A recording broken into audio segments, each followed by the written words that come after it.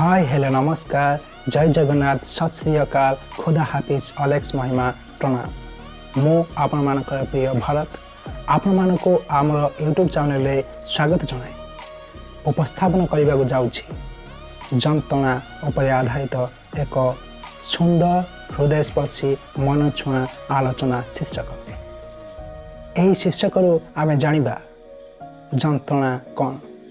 एवं यह केउ सब कारण पाई आसी थाए आलोचनार शीर्षक जंत्रणा जदि आपण मानक मन को टिके छुई पारला तेबे प्लीज वीडियो को निश्चय लाइक शेयर एवं कमेंट करने जमार भूलिबे नहीं आउ जदि आम चैनल प्रथम थर वीडियो देखुचंती तेबे प्लीज आम चैनल भारत प्रधान विजन को सब्सक्राइब करी ऊपर थिबा बेल आइकन टी को दबाई दियंतु जहा फल आमे अपलोड करथुआ नुआ नुआ वीडियो गुड़िकर नोटिफिकेशन आपण प्रथमे पाई पारिबे धन्यवाद तेबे आसंतु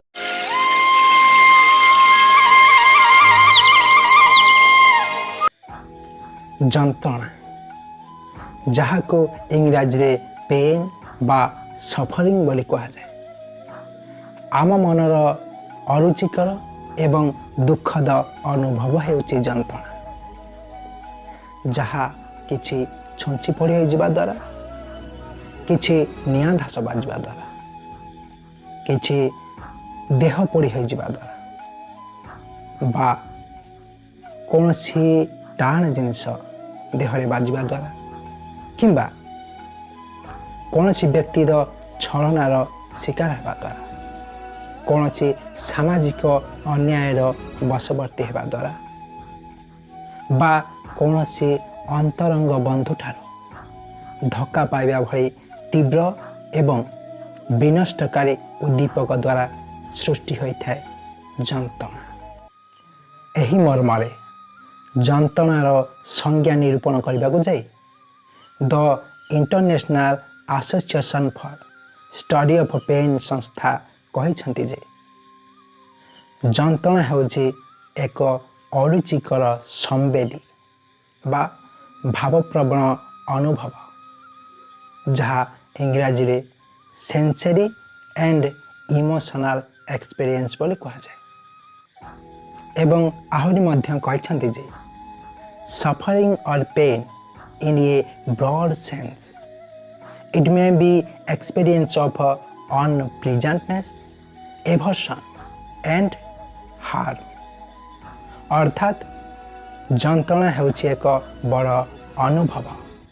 जहा अरुचिकर विरक्तिकर एवं क्षतिकारकर अभिज्ञता धारण करे मनुष्यर शरीर को एवं मानसिक सुस्थता को बजाय रक्षा करने को जंत्रणा ही केतेक विनष्टकारी वस्तु मानक ठारू अर्थात जंत्रणा प्रदान करुवा कारक मानक ठारू मनुष्य को दूरे रहिबा पई बाध्य करे कारण उक्त विनष्टकारी वस्तु मानक संस्पर्श व्यक्तिर अनेक अनिष्ट हेबार संभावना थाए आउ भविष्यत रे एही विनष्टकारी वस्तु मानक ठारू दूरे रहिबा पई जंत्रणा ही मनुष्य को चेतई दे थाए अधिकांश क्षेत्र रे उद्दीपक ठारू दूरे गले ही जंत्रणा होई न थाए